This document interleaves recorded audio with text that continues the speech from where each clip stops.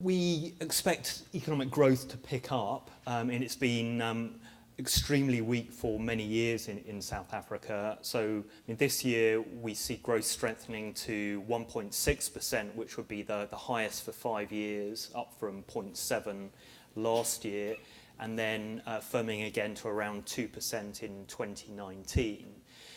That's partly because of a stronger global outlook and higher commodity prices, but also that we do see an improvement in sentiment lifting investment in the economy, which was very weak last year.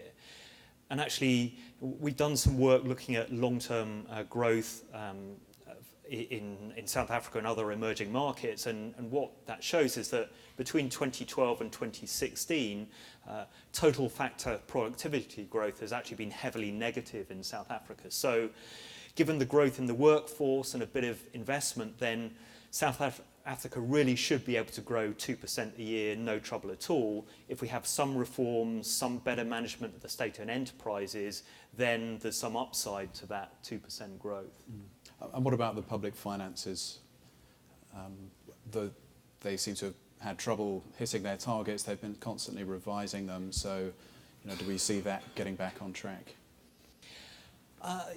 Well, I think it's going to remain very difficult. So if we look at the Treasury's forecast from the October medium-term budget policy statement, that was for this year, so fiscal year 18-19, they were forecasting a budget deficit of 3.9% of GDP and very little consolidation over the medium term.